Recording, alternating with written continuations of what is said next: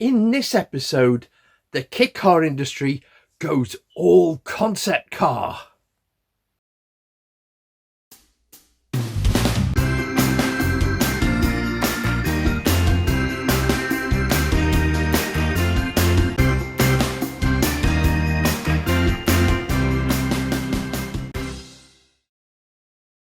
As we look into some of the crazy, super concept car style designs that emerged in the late 60s and early 70s as the kit car industry developed the confidence to provide the customer with something that they could only see as concept cars on the mainstream motor show circuit.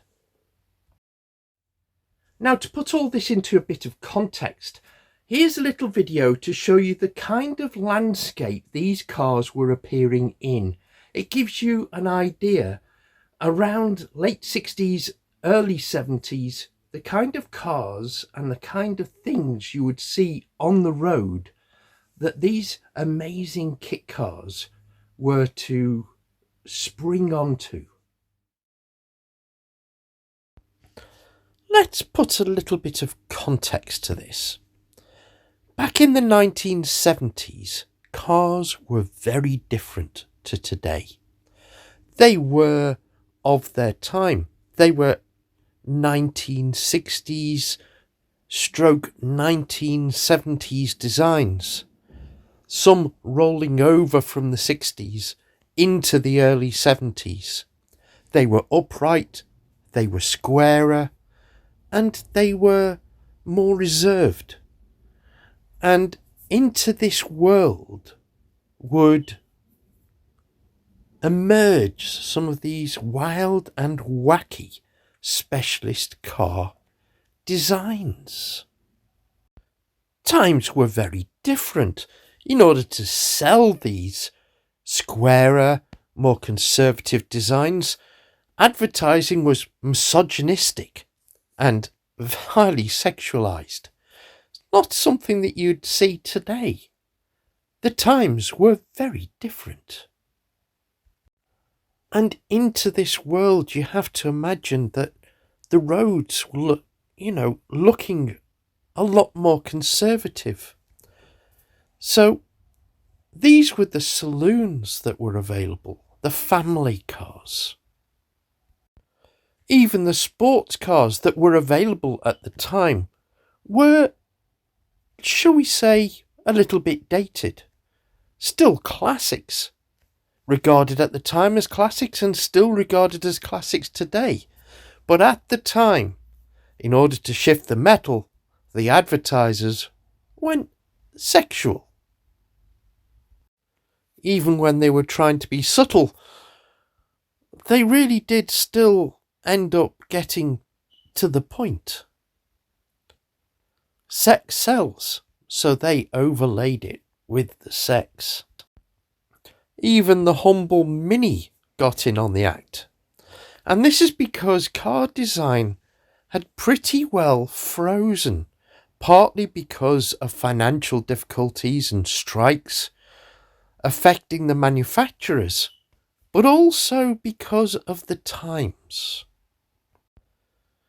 And in the late 60s and early 70s, even the specialist production car manufacturers were producing largely designs that were influenced by styling features from the 1960s.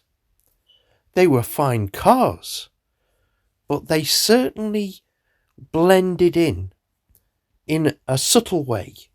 They were seen as sports cars, they stood out, but they weren't as radical as the kit car industry was about to unleash. So it's into the world that these cars were what you would see on the streets. This is the world that these exotic kit designs were going to explode onto. And even the low volume, fully built cars were going to look space aged on the street, where these other designs were the everyday car. So it's when you look into the context of what was available and the advertising that was available and what people would expect when they go out. When you look into the context of that world, that you realise just how radical and advanced some of the designs that we're showing you really were. And now you can understand the context, why these cars were seen as so radical, so advanced, so futuristic. So settle in whilst we show you the cars that shocked the world. And so too, one of the great kit car designers and great car designers, Dennis Adams. Now, not only was he responsible for possibly the most beautiful Marcos, which I think is the classic Marcos GT, especially as it evolved into the Manchula, to me is better looking than the E-Type Jaguar. I know that's sacrilege, but that's my personal opinion. But he also designed the Probe series, and the Probe series, not only the Probe 15 that appeared in A Clockwork Orange and episodes of UFO, but also the Probe series was, if you like, one of the early progenitors of this idea that you could actually buy a concept car and drive around in it. So, without further ado, Steve Hole will tell you the story of Dennis Adams. Hi, my name's Steve Hole, editor of TKC Mag and TotalKitcar.com. And this one's a special one, a very special one, really. Very, very sad to hear of the death in November 2024 of specialist car great designer Dennis Adams. We'll go through his history in a minute and just cover the rest of all of his career, or as much as we can get in, really. Everybody pretty much listening to this will be aware of his involvement with Marcos, of course. He was the man that created the, I suppose, identikit notice, Marcos shape. So without further ado, let's crack on. Trying to shorten these videos a little bit because I don't want to bore anyone to death, but I like to get regular readers of the magazine will know I do like a bit of detail, so I kind of do thrive on that. But anyway, let's crack on. Dennis and his ever-present brother Peter, a very gifted engineer, hailed from a place called Great Shelford in Cambridgeshire. First got a job, or I think they both got jobs at Lister Cars, who were in that area. And it introduced Dennis very quickly, not only to Brian Lister, a very notable motorsport personality of that day, but motor racing in general. Got him. He told me once it got him on the map. It introduced him and opened doors to a lot of people, and generally was a good place to be. Incidentally, just please excuse my voice. As I write this, always in magazine mode. As I voice this over, I'm just recovering from a bit of a man flu, and we all know how bad that could be. Seriously though, I've got a croaky. I had a real croaky throat, so forgive the voice if it's a little bit croakier than normal. Anyway, back to Dennis, and he was really his tasks involved pretty much in the machine shop, and he learnt to fabricate chassis and other components, as well as he was a pretty dab hand at brazing, and he was doing wishbones and the like, and so it was a really good grounding for him. And by the early 50s, I think it was, he had already built a couple of specials. It was at Lister that Dennis met another automotive design great, Frank Costin, who was at that time working in Lister's prototype development shop. And the two collaborated, I believe, on what could have been Frank's only steel, rather than timber, his beloved timber, space frame. Frank soon headed off to join Jem Marsh of SpeedX, and two then founded initially the Monocoque Body and Chassis Company, which soon became Marcos, of course. I remember Dennis once telling me, actually, that a little aside, they nicknamed the nickname. I don't think Jem was too pleased, or he didn't know, but Dennis, Peter, and Frank used to call it Autocoque Shoddy and Bashy Company, which I thought was quite funny. But prior to joining Jem and Frank Costin, the Adams brothers had collaborated on their own car, which was called the Adams Experimental Coupe Prototype. Sorry, beg your pardon, Adams Experimental Prototype, also known as the XP. That was in 1962, early 62.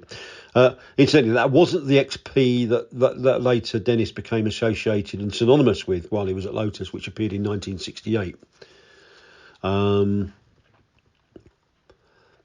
Dennis's first task at Marcos, or one of his first tasks, was to restyle Frank's Gullwing GT, which is forever known as the Ugly Duckling. May not be to everyone's taste in terms of visuals, but by crikey, that car worked really well. But anyway, Dennis decided, with I think Jem's blessing, to restyle that car under his own name. Didn't go down well with Frank at all. And it was soon followed by the Marcos Fastback in 1963. But it was the 1964 arrival of the GT series, which begat loads of various models under the Marcos banner. In 1964, as I said, and that was the car that really defined Marcos, I think, for many years of their existence. It was that basic outline lasted for nearly, I think, 45 years. He continued to design for Marcos for many years, but he actually left Jem Marsh's employ in late 1964. They wanted to go and do sort of freelance work and broaden their horizons, really. But they remained on a retainer with Marcos right up to, Dennis told me, up to and including the Le Mans LM500 that appeared in 1993. It should also be pointed out, really, that Dennis didn't just get his pencils out for car designs. He was very versatile. And other things on his CV, I think he did, and I've never seen one, and I really want to, and I do keep an eye out for one, a clockwork apple, of all things, for Corgi, which spat out plastic maggots. I would have loved one of them as a kid. But I've never seen one. If you do, get hold of it, because I imagine it will be very rare and very sought after. He did what he said was an advanced looking three-wheeler. Never saw anything of that. Church steeples made from GRP. He did boats, he did bobsleighs, he did motorcycles, and he did some work with Malcolm Newell on the very advanced Quasar, Quasar. Google that if you're not aware of it. It was very futuristic. He did that with Malcolm Newell and his collaborator Ken Lehman. Then there was a single-seat racing car, a thing called the tip-up microcomputer car, a range of furniture, and also, interestingly, there was a photograph in existence, and I'm sure I had a copy of that in our archive, but I just can't find it, to be quite honest with you. That's the curse of the misfile, and I hate that with a passion, but it happens, I'm afraid. Anyway, it was a stillborn Le Mans car for an outfit called Anglia Racing Developments, which just happened to be where the legend that was John Tajiro was employed at the time. And there was also other special commissions, primarily for Marcos customers, one of which was for a South African chap. And it was intriguingly called the Marcos Bentley, and that was in 1964. He did another one called the Marcos Sabra for an Israeli client. And Dennis, this is interesting, really. I always like listening to Dennis's stories. He and Peter at that time based themselves post Marcos in the Old Forge, which was a very historic building in Bradford upon Avon. Next door, incidentally, to Jem Marsh's dad, who at that time ran an antique shop, which must have been quite entertaining. And while the Adams, because it was such a historic building, while Dennis was doing his daily work, car-related work, and maybe not car-related work, as we outlined, they'd often get coach parties arrive full of day trippers who were paid up to come and have a look around the historic building. I don't know who they paid. I don't know if they rented it from, I guess, National Trust or something like that. But certainly they couldn't stop the day trippers arriving, and they had to work around that. And during the summer months, I think they had quite regular visitors. But ever the innovator, I'm pretty certain he didn't learn his innovation techniques from Jem. I think he was more than able to do it himself. Dennis and Peter produced a special range of items to tempt the coach parties with, and he was doing stuff like fire grates, gates, candlesticks, vase holders. There's a couple of things here we've put up. Neil would have put up along with this video. And Dennis said he sold loads of them. But it all went together with the building, I suppose. It's a historic building, and he was doing historic looking metal work. Anyway, so successful was that side of their business that they developed it, and they became known locally for the quality of their wrought ironwork. So it wasn't just day trippers they were pushing this stuff out for. I think they were doing sort of commissions and everything. It became very well known. 1968, when Probe 15, so called because it was Dennis's 15th design. Although I think in subsequent years he worked out actually that was incorrect. It was his 17th, but he couldn't retrospectively change it, and it was known as Probe 15. Anyway, simple as that. He thought it was the 15th, and that's why it was called Probe 15. At that time, it was the world's lowest car at 29 inches. That record stood for many years until another genius of the custom car world, Andy Saunders, got cracking with his brilliant hot rods and bettered that. Or well, I don't know if he bettered 29 inches, but anyway, he made several cars lower than that. 15 used a wooden monocoque, closed energy GRP body, Hillman Imp running gear, including the 875cc engine. And I think at that time, as they would be, Dennis and Peter were very excited by Probe 15. I remember Dennis once told me, I think according to my notes in 2020, he told me it was the car we'd always wanted to do, free from convention and any sort of restrictive regulation. He just let the pen flow, really, or the pencil flow. It made its debut, its public debut, at the Racing Car Show in January 1969. Where it, I believe, went down a storm. I've read a couple of magazine articles from that time, and it certainly did create a lot of attention, as it would. And seemingly every national newspaper in the world stuck it on their front cover the next day. Although they could have taken a lot of orders, both at the show and subsequent to the show, it was still very much a prototype, and I don't think they'd really developed it to be a driver's car for sure. And again, Dennis is quoted as saying that one chap thought it was a large objet d'art rather than a motor car you could drive, and he actually just wanted one for outside of his mansion. They did do a shakedown test for the car subsequently to that show in June, actually, 1969. So they spent 6 months or so, nearly 6 months, trying to get it roadworthy. And it took place at Keyville Airfield, which I think is in Wiltshire. Could be Somerset, but I think it's Wiltshire, in June 1969. And legendary songwriter Jimmy Webb, Rashita Linesman, Up and Away, MacArthur Park, to name but three of his corkers, was one of the test drivers. He was also a Dennis Adams fan. I think he owned a Marcos or two as well. I don't really think Dennis and certainly not Peter, they didn't have any intentions really to put Probe 15 into production. I don't think that was the intentions of doing it. They wanted to show, as Dennis was quoted as saying, what was free from convention and what could be done, I think, and what could be turned into three dimensions. I think there were too many compromises to make it a serious road car. I mean, the driving position seems, from examples I've seen over the years, it shows it was horizontal. The windscreen was almost flat, and it must have made driving on the public highway a challenge, to say the least. But that prototype was sold to a guy called Paul Michaels, who's still around in trading as Hexagon Motors. Now, there's a guy with another brilliant history. that took in Formula One and all sorts. Also made the Lotus Elambulance, if you remember that. And I do think he also chopped the top off a Elan 2+2 before Lotus. Well, yeah, I think he. Anyway, there's some serious Lotus connection with Paul Michaels, and he's always been a supporter of the specialist car industry. Anyway, he bought that and he sold it to a customer in South Africa. I've never managed to find out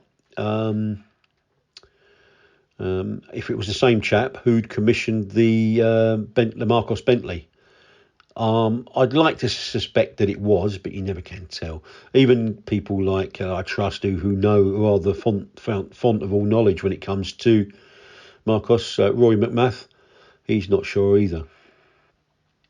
Anyway, after 15, the Adams brothers, they turned their attention to a proper road going version, which was naturally enough the Probe 16.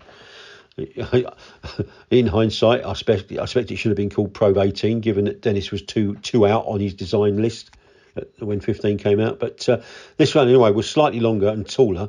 Everything is relative, at 34 inches. While the Imp engine gave way to a BMC 1800 unit. To make it perform better, they gave it to their friend Jan O'Dore of Yanspeed, who gave it a good tuning. And that one appeared that appeared at the British Motor Show of October 1969. On a joint stand, it was a Daily Telegraph and IBCAM, which stands for Institute of British Carriage and Automotive Manufacturers. And that took place at Olympia. Reception was said to be, inverted commas, incredible, just like Pro 15 was. And it won an award for its innovation, or Dennis did. And again, I think 3 were built of that, or 3 were sold. And that man, Jimmy Webb, he bought one. While Cream bassist, the late Jack Bruce, he bought one as well as a birthday present for his best friend, a mountain drummer, Corky Lang. I remember talking to Dennis once at length about his outlook and views on car handling, really, and he was fully fixated on getting stuff as absolute stability being the key, and getting everything as low as possible, as well as suspension geometry. If that was wrong, he said, and it's pretty obvious nowadays, half your efforts were wasted, because no matter how the car looked, if it didn't handle on corners, it was flawed. And he also then played with roll centres and roll axis throughout the car. And that was at a time, of course, when people were reluctant to build cars with no roll. And he also thought, even though him and Frank, I think, had healed their rift, if there ever was such a thing in reality, he and Frank disagreed on various elements. I mean, Frank was always prone to stick to his guns, bless him. And he had a right to, of course, because he didn't do much wrong. But Frank was convinced, I think, that a car had to have roll on corners, which he felt gave a driver feel on corners. Although Dennis was convinced it should pendulum either way, and it was nothing to do. Car shouldn't have roll. And I remember him saying that the Marcos 1800 GT was the one that he felt had absolutely no roll. He had the roll centre very high, and the car just shoved you sideways in corners. And as I say, he believed originally it was ultra low was the way to go, but he changed that over time. And he was never afraid to admit that he changed his mind on that either. What the Probe stuff had done was really cement Dennis's reputation as a fine designer. I do remember, and I do still chuckle, and I'm not going to mention the guy's name, but he was a Kitcar journalist of the sort of 80s, I suppose, early 80s. And he said, we're talking about Dennis, the Probe had, and I'm pretty certain He didn't mean it. He said that it put Dennis on the map as one of the UK's greatest fringe designers. I think he meant specialist car designers. But of course, that Dennis said that he never really was very good at haircuts, and certainly he didn't like fringes, which it was quite funny. Going back to Probe 16 actually ended up with a Solihull-based company called Concept Developments, who productionised it as the Concept Centaur, although it passed on again to Mirage Developments of Biggin Hill in Kent, and they renamed it the Pulsar in 1978. Meanwhile, Dennis wasn't done with the Probe concept, and he came out with 2001 in 1970, and it had some finance from an unnamed businessman who wanted, again, I'm not sure if practicality and probe can go hand in hand, but he wanted a more practical probe. And so extra 4 inches was added to the length, and it now stood at 37 inches. And it had door lits as well, although it did retain that almost unique sliding canopy roof. The financier withdrew his backing, and they did try and carry on, but the writing was on the wall, I think, and they collapsed in April 1971 after, I think, 4 2001s had been sold by the Adams. Incidentally, there was a Probe 7000, which was an Oldsmobile V8 4.7 litre effort that was actually intended for the American market, but I think that was actually stillborn. Production rights for that were acquired by a Scottish company, WT Nugent Engineering of Ayr, run by a guy called Bill Nugent.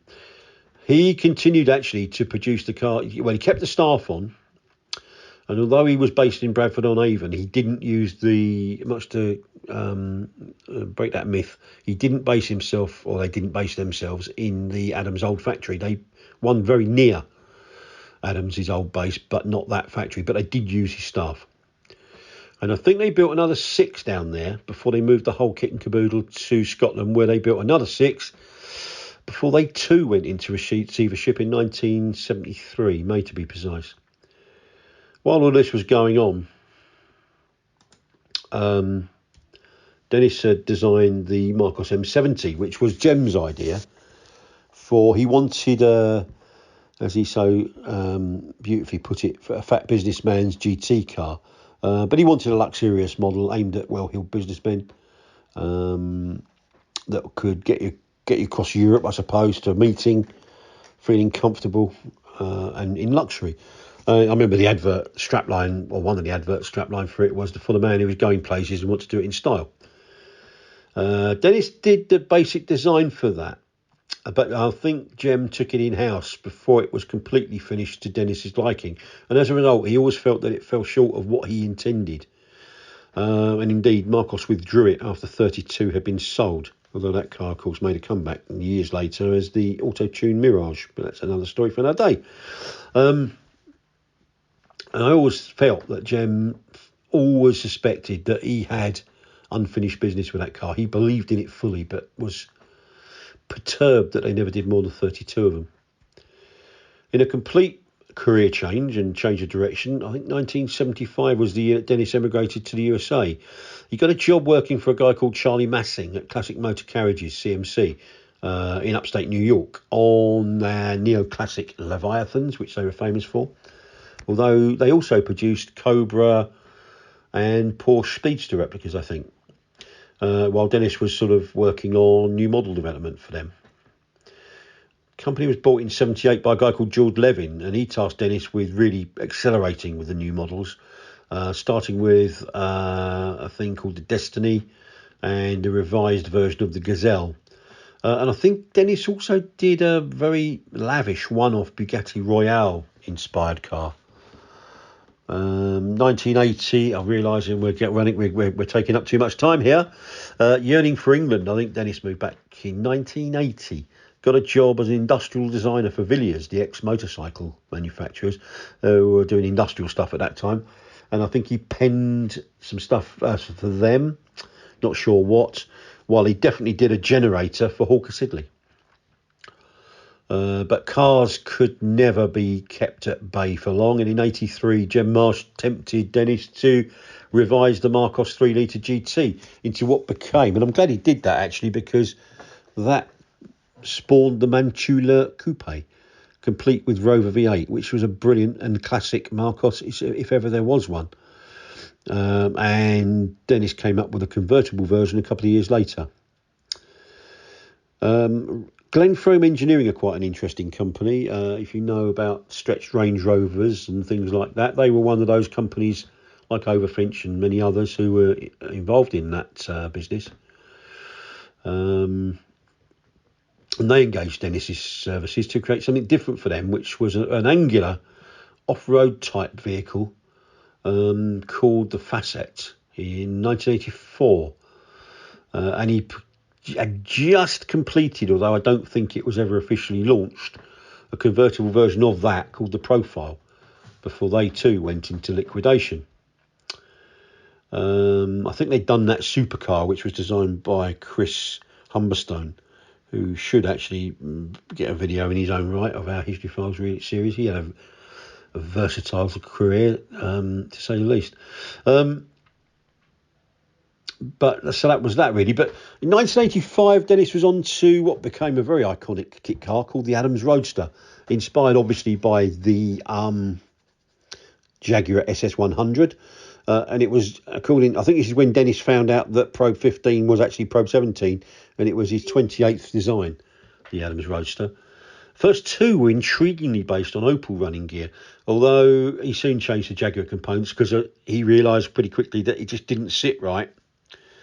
Although he did employ the service or engage the services of some of his ex-Marcos colleagues, including Roger Barker, who was the works foreman at Marcos, who got stuck into the Adams Roadster.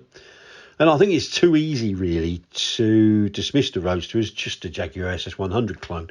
That would be an insult, I think, to the beautiful work and skills of Dennis and the work that he put into that car. It really was a jewel, clad in a Jaguar-inspired body, I suppose. I think it had greatest hits of all of his skills on that car. I think it's a crying shame, and I do believe this. It was a fabulous car to drive. Only 20 were made, I think, and I think technically, well, it was available between 86 and 92. I know another company, I think, acquired it in 1988, 89, and I think if you push along a little bit, technically you could still perhaps buy one in 1999, 1999, although I'm not entirely certain that really it was true. Certainly 1992 you could still buy one. Next up for Dennis was the Rotrax, one of his personal favourites, I think, and it was clearly designed from the Glenfrome profile design that never did quite see the light of day. So he launched it as a kit car. I think he was always one for a quote, Dennis, and the thinking man's beach buggy is what he described the Rotrax as.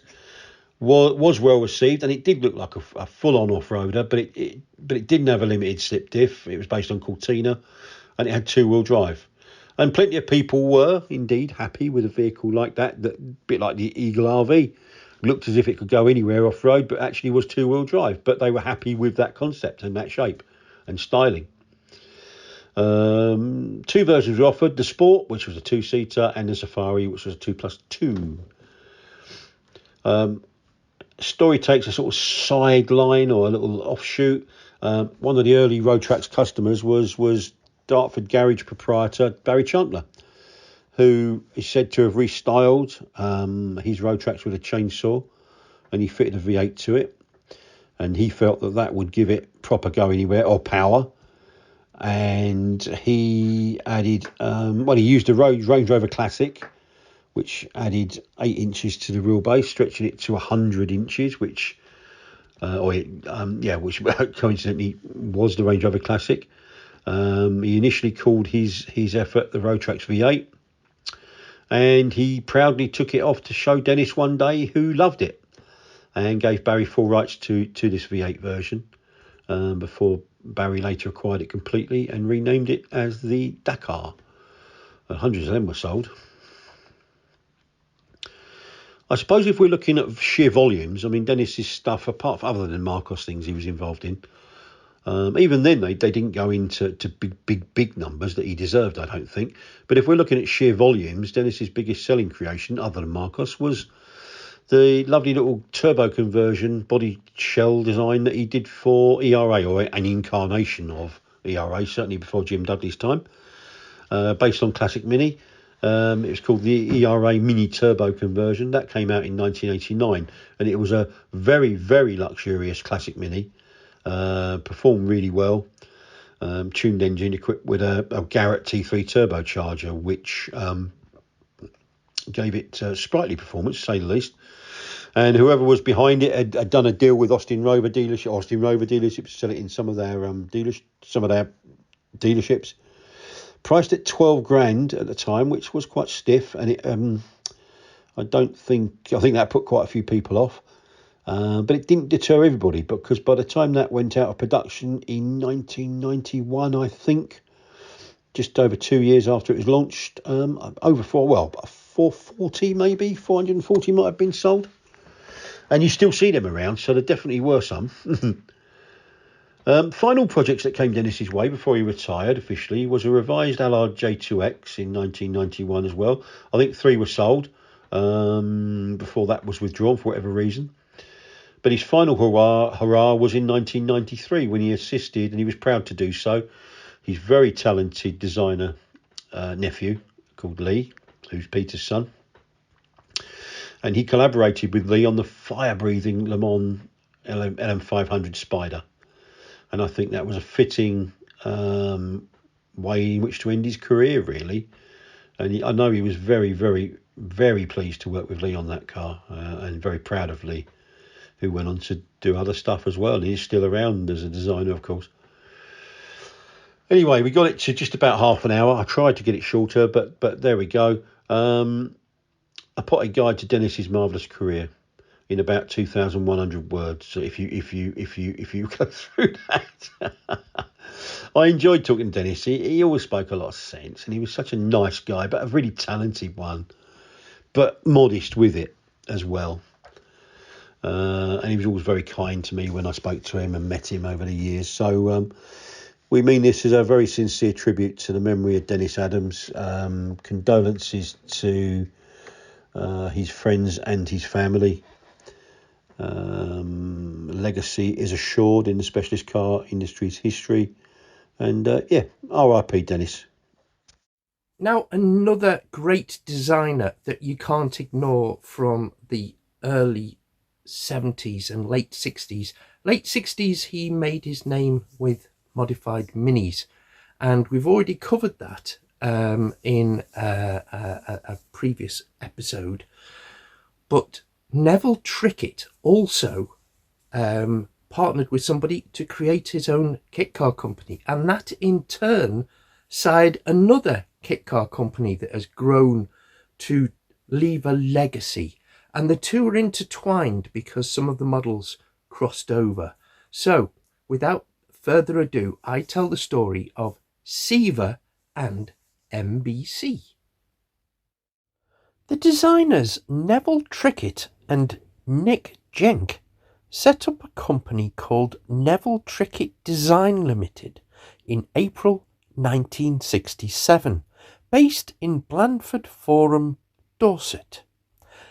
At the suggestion of Michael Saunders, who ran a company called Seaver Engineering in Bournemouth, the pair set out to design a series of Edwardian-looking cars and founded the Seaver Motor Car Company in 1969. A sales company, Seaver Motor Car Company Limited, was based in Aylesbury, Buckinghamshire. Production ended in 1976 with a total of about 185 cars made. The Edwardian series had bodies made largely out of GRP that could be fitted to chassis supplied by the customer. The first in 1969, predating the founding of Seaver Company, was the 2-seat Roadster and 4-seat Tourer on a Ford Popular chassis. For £125 Great British pounds, The builder received a body, scuttle and bonnet, 4 wings, wheel covers and a basic instruction sheet. Extras included a windscreen, weather equipment and upholstery. Complete cars were also available for £355. The last cars were made in 1974 and around 80 Tourers and 25 Roadsters had been made. The first Edwardians were followed by the Raceboat and Sanremo, based on a Volkswagen Beetle chassis, and the Parisienne, based on a Citroën 2CV. 126 Edwardian kits in all were produced. A more successful model was to follow. The Mini Buggy, similar in concept to a Volkswagen Beach buggies that were all the craze, but based on the Mini. The kit with the chassis and body costs £195. By 1976, 95 had been made. The project was sold on to Euromotor in Amsterdam, who continued production until 1976, when a fire destroyed their factory. The Mule was similar to the Mini Moke. A steel tube frame with mini subframes formed the basis, and between 1970 and 1975, Siva made 12 of these. The S160 Coupe was based on the stillborn Hillman imp-powered car exhibited at the 1969 Racing Car Show. At the 1971 show, an incomplete and now Volkswagen-powered S160 was displayed. The closed body had gull-wing doors and rectangular pop-up headlamps, and a fully trimmed body shell was priced at £895, rising later to £1,225. A bare body shell was, however, also available at £525. At least one open version was produced. The similar S530 was produced for the 1971 London Motor Show and sponsored by the Daily Telegraph newspaper. It was a larger car, 8 inches or 203 millimetres longer and 11 inches or 279 millimetres wider, and used a 3-litre Ford V6 engine.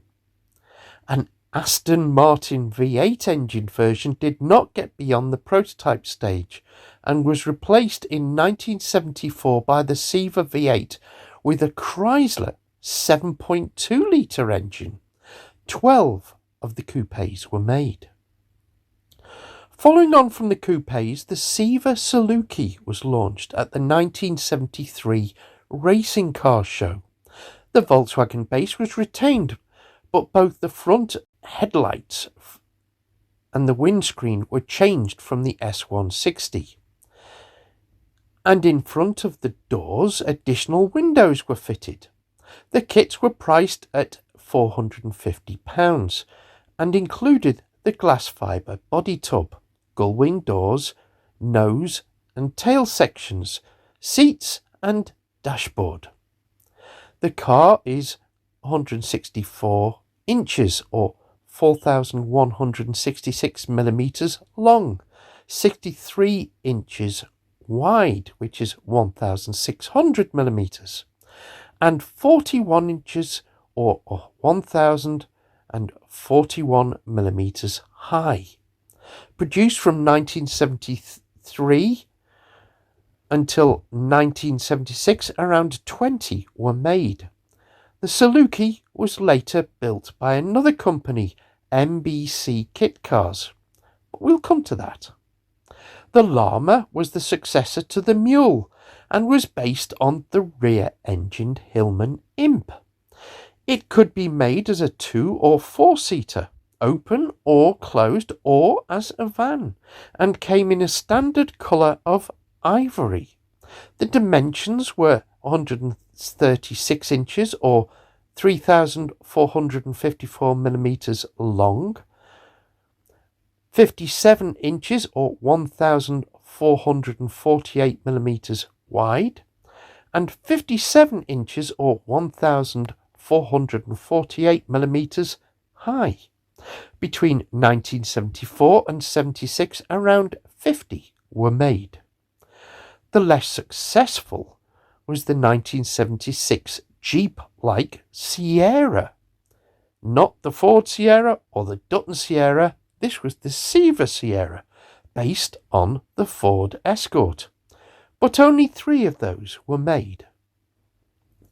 An Edwardian tourer body constructed around a 1954 Ford Popular engine bearing the registration number Who Won and dubbed Bessie was used in the BBC television series Doctor Who with Sean Pertwee.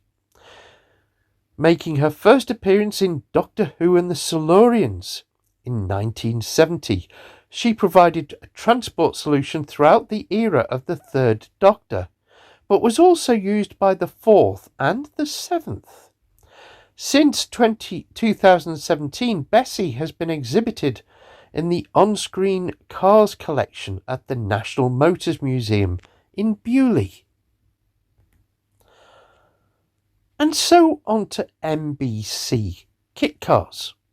MBC is the phonetic presentation of the initials of Michael B. Carlton, who formed the business in 1975 to manufacture and market kits for the home-built car market. Carlton had been employed at Seaver Cars, where he learned the trade of GRP laminating and mould making, and where he was inspired by Neville Trickett's styling of the Seaver Saluki. In 1983, MBC Kitcars was incorporated into a new firm named MBC, the letters MBC, Car Company Limited. The Gepeco was Carlton's first project to produce a kit car that was easy to build and reasonably practical for everyday use. To this end, it was based on the floor pan of the 1960s Volkswagen Beetle, coupled with the available ranges of engines that would mate with the drivetrain. It was a 2-seater with gull-wing doors. The kit comprised a one-piece body shell built from separate GRP mouldings bonded together. Other parts including mouldings for the 2 doors and the bonnet, plus door gas struts, hinges and catches, and 4 side windows in moulded acrylic sheet. The front and rear screens were not in the kit, but could be sourced as the rear screens of the 1970s Vauxhall estate cars. The kit was produced from 1975 until 1976. The design changed several times throughout the production run of less than 20, including restyling of the rear end and the provision of separate engine cover, headlight covers, instrument box and sunroof panels. The length was 166 inches or 4,216 millimeters, width 66 inches or 1,676 millimeters, and the height 45 inches or 1,143 millimeters. The wheelbase was 94.5 inches or 2,400 millimeters. In late 1976, the Gepeco was redesigned by Mike Carlton with the body shell comprising a single moulding incorporating new front and rear styling and integrated front spoiler. Kits were first advertised in early 1977 as the MBC Charger that included parts previously supplied in the Gepeco kit. Over 150 kits were made. In 1984, the moulds were sold to DJ Sports Cars and then to MDB Sports Cars, and it was marketed as the Saratoga. The length was 156 inches, or 3,962 millimeters, width 64 inches, 1,626 millimeters, and the height was 42 inches, or 1,067 millimeters. The first Urocco design was an attempt by Mike Carlton to produce a kit car with family-friendly features, such as a conventional doors, 2+2 seating, and front luggage compartment. It was based on the Volkswagen floor pan again, and the engine and required parts from Ford and Fiat production cars. Only about 3 kits were made in 1981. In 1981, the moulds were sold to Pulsar Cars, marketed as the Comet and later as the Steenie SN1. In 1981, the Urocco 2 was a redesign of the Urocco 1 to incorporate side windows and door components from Ford Capri. About 4 kits were made in 1982. In 1983, the moulds were sold to SR Sports Cars and it was marketed as the SR2. In 1982, the Charger 2 was developed as a restyled gullwing adaptation of the Urocco 2. In total, 48 kits were made. The length was 163 inches, or 4,140 millimeters. Width was 68 inches, or 1,727 millimeters, and the height was 46 inches, or 1,168 millimeters.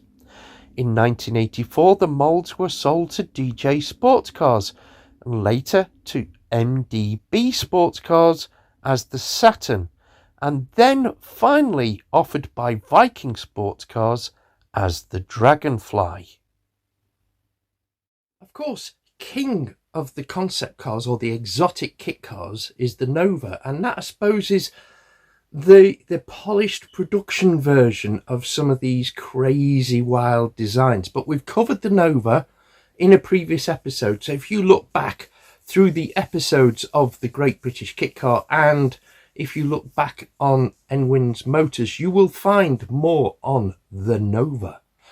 But here is another little gem that we thought we would throw in on this video for you to enjoy. Definitely proof that the kit car industry had a sense of adventure back in the day. So this time, straight into it, we've got a real oddball here. This one was a car that I guess was inspired by a car that inspired many schoolboys like me in the 60s for sure. And caught the imagination of the specialist car fraternity when it appeared. But both the original and it's not a replica, but the car that was inspired by it, both the main one-offs. And there's been lots of gobbledygook and nonsense spoken about the replica over the years, and I've written some of it. I have to put my hand up and say that. But now I know the truth. A very nice gentleman contributed to a post that was on our Facebook page about the car, which was called the Brigantis. And he's put the record straight because he knew the creator. He in fact sold the car at some stage during its life, and I'm really grateful to the gent. The car I'm talking about, well, there's 2 cars I'm talking about. One was the Lamborghini Marzal, which we're going to talk about here because it's a fantastic car that, as I said, inspired me as a kid. And I imagine many others, many of you listening to this video perhaps as well.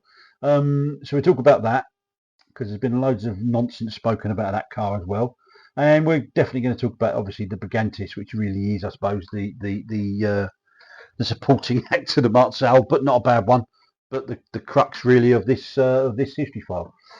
So let's wind it all the way back. As I mentioned, the Marzal was created by the one and only, the late Marcello Gandini when he was working for Bertoni under Nuccio or Giuseppe, and his nickname was Nuccio Bertoni of Carrozzeria Bertoni.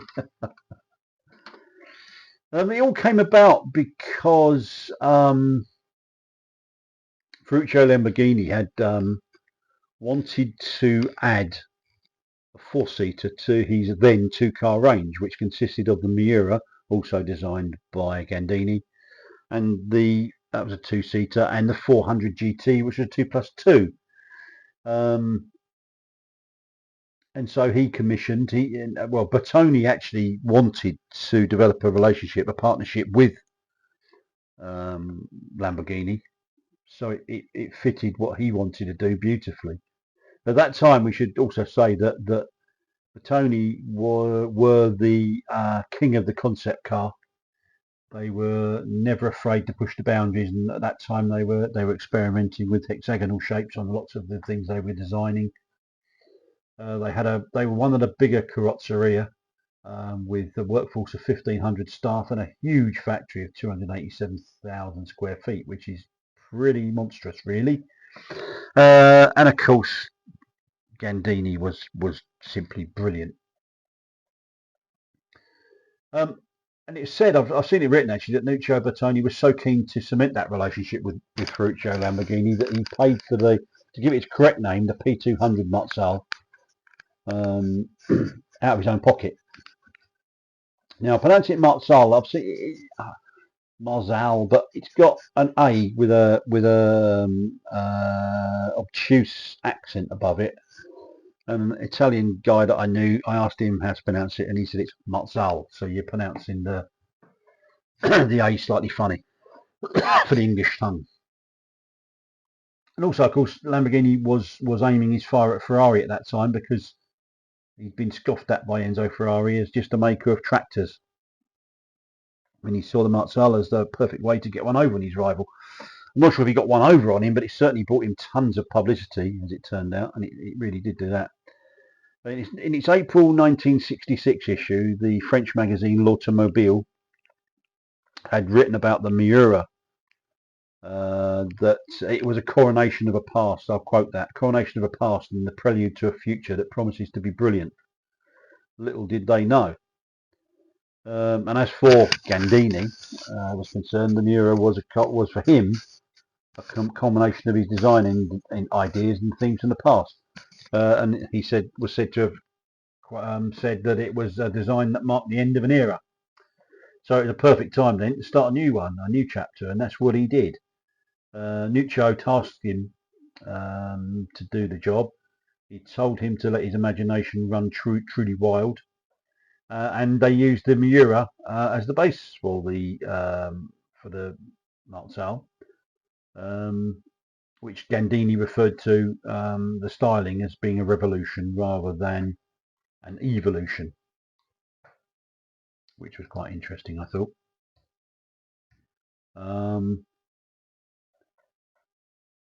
And I think the chassis used a lot of Miura's running gear, but the chassis was definitely lengthened and I think strengthened as well. Unveiled on Lamborghini stands at the Geneva Motor Show, or Geneva Salon of 1967, March in fact, it caused a complete sensation. Nothing before it had ever really looked so futuristic, I don't think. Road and Track magazine, the American mag, came up with a marvellous quote when that guy clapped eyes on it,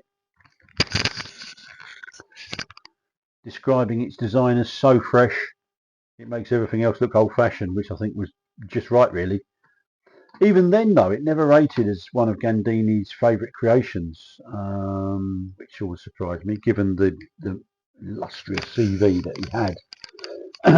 The car, I saw an interview, I think it was in Evo magazine, shortly before he died, where he stated that his favourite design of everything he'd done was the Renault Magnum truck, which was quite interesting, I thought. Anyway, as I said, the Miura supplied its chassis. Engine was interesting. It was a 2-litre straight 6 developed by Gianpaolo Dallara and Paolo Stanzani, two more equally illustrious names of the Italian automobile industry. and they were working for Lamborghini at that time, and that engine was basically one of their V12s cut in half. A bit simplified to say that, but that's effectively what Signor Dallara said it was in something I'd read that he'd said. What a gentleman he is, and what a legend. Mr. Dallara is, and still going strong at what I think. You think he still turns up for work at 7:30 in the morning at 87 or 88. Amazing, absolutely amazing. And the engine was topped off by a triple bank of 40 DTOE Weber carbs, and the engine was mounted transversely in the rear as well, by the way. But it was the car's styling that caused the biggest sensation. Everywhere you looked, there was lovely stuff to see on it. The gull-wing doors were pretty unique for back then. That definite hexagonal theme I mentioned was clear throughout. The gull-wing doors had lowered with like two-part shaped lower louvered windows. Glass was all over the place, in fact. And it featured unique Campagnolo magnesium wheels, pearlescent white paint, and silver, silver upholstery. Fab, man. And 6 bespoke and narrow SCV Marshall headlights, specially designed for the car. I've also seen it written, understandably so, that Pilkington or Triplex was responsible for all that glazing.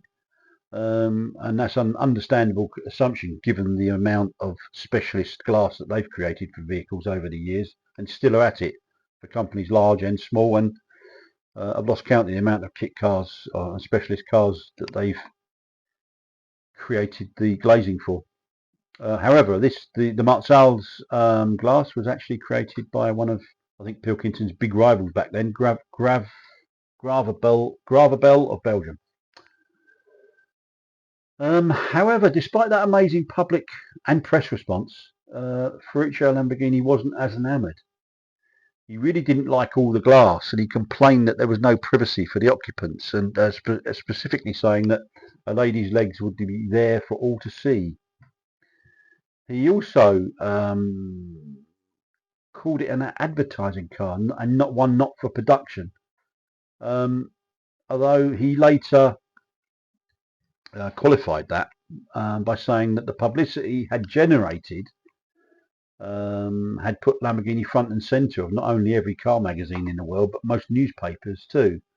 And it was said, I also read somewhere that it was said that the column inches that it sort of attracted paid for the cost of the development of the Marzal twice over. That's quite a statement.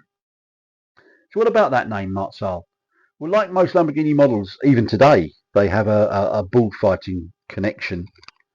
And this one wasn't, or the Marzal wasn't named after a fighting bull. It was actually named after a toreador, famous toreador. I believe it. I don't know much, and I don't want to know much about bullfighting, to be quite truthful. But I believe the toreador is a support act to a matador, as far as I could tell. And Arturo Marzal, I think he died from his injuries suffered during his last bullfight in 1947. Although that car never reached production, in 1968, Marcello Gandini's Espada did make its debut and did make production. I'd recommend a brilliant book actually by Dalton Watson Fine Books, because they do produce fine books, written by the masterful author. I'm going to forgive me if I muller his name, Gautam Sem. He's one of my favourite automotive authors at the minute, actually. And the book's called When Wedge Had the Edge, and I really do recommend it. And he devotes a chapter to the Marzal, and it's very interesting stuff it is too. As for that car, it remained in Bertoni's private collection until 2011, when it went under the hammer at RM Sotheby's auction at Salon Privé. And I believe it was sold or went under the hammer for €1.5 million or thereabouts. I think it's still owned by that buyer, and he often lets it out for special events and occasions. So that's the Marzal. Let's talk about the Brigantis. First thing to say is that the Brigantis was not a replica of the Marzal, although it was clearly, obviously, inspired by it. Oh, and no, Brigantis is, as I've seen written somewhere, over the years. Brigantis is not a bull. Wasn't a bull, nor was it related to bullfighting. In fact, it was the work. It was relates to the city of York, where it was built actually. I'm testing my schoolboy Latin, and I'm going back many years. I think there was a settlement of Romans in York described as the Isurium Brigantum. Forgive that pronunciation and undoubted error, because I know there's some learned people tuning into this channel. So do apologise. Which was actually, I think the settlement was actually nearby Aldborough, but that was one of the most important towns in Roman Britain, I believe, from history and, as I said, Latin lessons. Therefore, you often find references in York to I think words such as brigantum or brigantes. But Bill decided to use the word brigantis as a tip of his hat to his hometown, or home city, I should say, quite rightly. I mentioned Bill. Bill was Bill Dobson. He was a York-based garage owner, but his life is said to have changed the day he clapped eyes on a magazine feature on the Lamborghini Marzal, which I think he saw in 1969, 2 years after its launch. He was said to be completely smitten by it. He wanted to buy one. He couldn't. Even if he could, he probably wouldn't have been able to afford it. So what did he do? You know what he did. He built his own version of it. And he started his project in 1970 with a real passion, so I was told, using nothing more than magazine photos that he kept and a rudimentary toolkit. He was but a humble, but said a very successful York general repair garage owner, really. He decided to base his version on a Jaguar S-Type, and he used the 3.8 litre XK straight 6 from it, along with a rear axle, I think, from a Rover P5. He didn't want to get involved in a rear-mounted engine, so he went for a front installation for his Brigantis. He stripped down. I was told by the gentleman that contributed, he carefully stripped down the Jag, refurbishing all the parts that he needed, dumping the ones he didn't. And he replaced the original body panels with basically shaped flat steel sheets, having also added a perimeter space frame structure to the chassis for rigidity. Got to say, he made a pretty convincing job. You see some pictures of that car that Neil's putting up here in its earlier days. It's pretty convincing. Dear old Bill even managed to create the gull wing doors with the twin perspex panes, just like the original had. It would have been very easy, or much easier, I guess, for him to produce conventional doors, I suppose, especially as he used flat sheet that he could have shaped. But no, he went for the gull wing. However, look closely, and the reason I say it's not a replica is you can tell the differences straight away if you look at the pictures or the images of the two cars side by side. But it wasn't bad, though, considering that the mega talented Gandini and had the resources of Nuccio Bertoni at his disposal, rather than a backstreet garage in North Yorkshire using basic tools, which makes the Brigantis even more of a triumph, I think. The Briganti, it was more squat, I think. It sat lower, and it looked slightly slabbier if you look at the two, if that's such a word. And the distinctive swage line that the Marzal had around the waist of the body was also missing on Bill's version. He also left out what looked to me like incredibly complicated hexagonal rear window slats.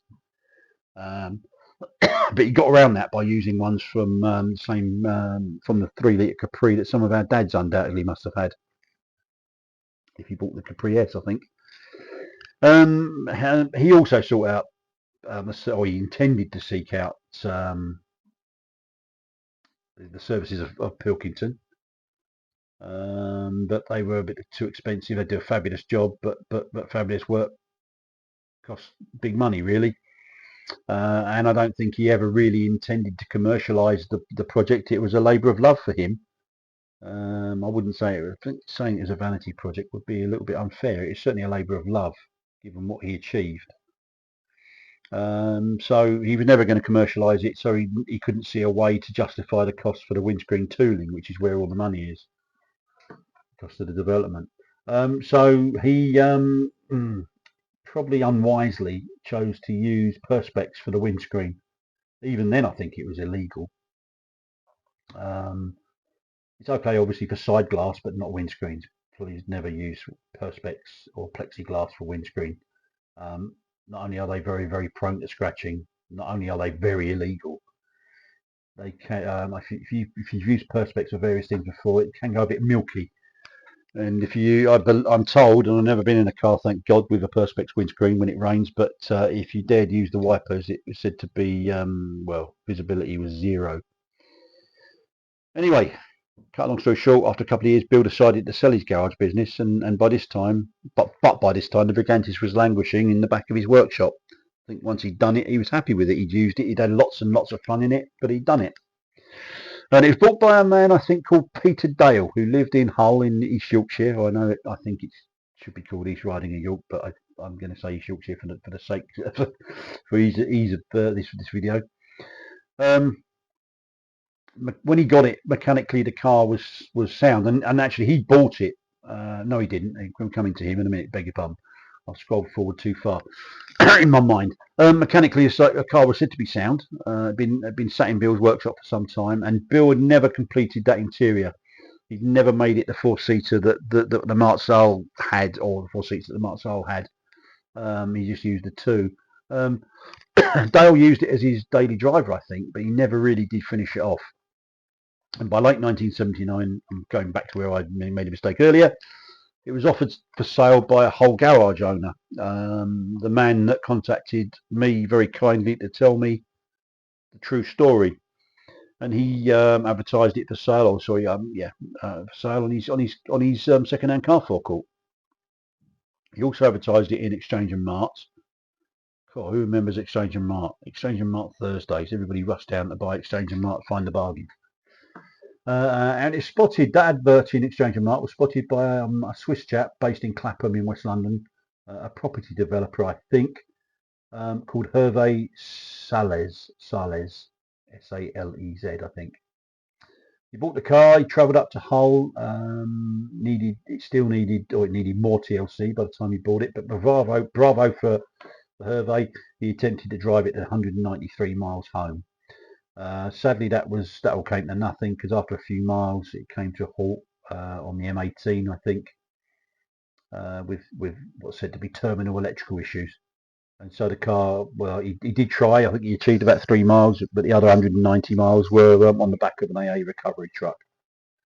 When he got it back, I think he might have been into Jaguars. He sent it to a Jaguar specialist in Peckham. And it wasn't Del Boy. It was a couple of years before Del Boy's Only Fools and Horses started in 1981. And he sent it there for a full restoration and a mechanical refresh of the Jaguar parts, and particularly the engine. It was obviously a full restoration because it didn't return to the road until December 1981. Still owned by Salez, who is said to have used the car extensively around London, and he also undertook some long journeys in it. However, it's not known if he still owned it when the car turned up at the late William Townsley's Park Farm estate in Compton Vernay in Warwickshire for the Kitcar garden party in 1984, maybe, which was co-organised by one Peter Philby. And that was a popular event, I think, and it definitely caused a big stir when it turned up. The plot then goes cold, unfortunately, until 1999, and the National Kitcar Show at Stoneleigh. They used to have a very big area in one of the cow sheds, 4 cars for sale. There was all sorts of great cars for sale over the weekend at that show. I know many people that bought some real bargains from that, some good cars, some rare stuff too, and undoubtedly the Brigantis is one of those very rare cars. I remember I got distracted and I remember seeing it. I couldn't believe my eyes. It was being unloaded from a low loader on the Saturday morning. Sorry, on the Sunday morning. It's a Monday show back then, wasn't it? On Bank Holiday Monday. So the Sunday morning was when the cars for sale turned up primarily, and this one was being unloaded off a trailer. I was going to talk to someone, but I got distracted, and I remember going over to that hall during the day, and I saw it and drooled over it and had a good look at it. It didn't look too bad. It was a bit sort of a bit frilly around the edges, but it was in looked pretty decent condition for its age. And I did hear later that it did actually sell for £5,000 to buyer unknown. Once again, we go forward another 16 years, and in 2015 a random email pinged into my inbox, and it was a nice one from a chap who told me about a sad looking exotic type kit car that he and his mate had found quite by chance in an Essex barn. They had no clue what it was, and they asked me if I knew, and the moment I saw it, my eyes were out on stalks. It was the one and only Brigantis, but by this time it was looking terrible, and you could see a little bit of the yellow paint, and but I could clearly see the shape, and I knew it was the only one that was ever made, so it had to be the Brigantis. So I told the guy, and he promised to keep me informed about the restoration that he said, mate, we're just about to embark on. They had best of intentions, he said, and they would finish it, and they would let me know when they did. But I've not heard from them since, sadly. So I don't know if they ever did start it, let alone finish it. But if you know them, or you know that they started on the Brigantis, please do get in touch, because I'd love to know. It's a car that's I've been aware of ever since I got the Corgi model, soon after the Marzal came about, and then I was aware of as a young kid. I was aware, I think Philby put it in kit snips in Hot Car, the column he used to run in that magazine, and I used to religiously buy every month in pocket money from when I worked in the chip shop, making cutting the potatoes up and turning them into chips, which it was a Saturday and evening's job. So, but anyway, I digress. But anyway, I hope you enjoyed that one. I've kept it under the magic half an hour, which I'm told we need to do. I've just got to say, if you haven't already subscribed, please do so. Be much obliged if you did that. Really would be appreciated. I looked at some stats again the other day, and there's still only 32% of the people that are looking at the videos are subscribed. So we need to do something about that. So it doesn't cost you a penny. If you like stuff like this, or you generally like old kit cars, then this is the right place. So please subscribe, then you'll be notified every time a video is released, which we're trying to do every week, at least every 2 weeks. And if you can also hit that like button, that thumbs up thing makes a big difference, because it puts our videos into more people's feeds, and that helps us get more people watching the videos, and yada yada yada. So anyway, before I go, just a big thank you for giving us a part of your day, wherever you are in the world, whatever time of day it is. Thank you so much for visiting. Look forward to welcoming you again next time. Steve Holt over and out, and I'll see you down the road.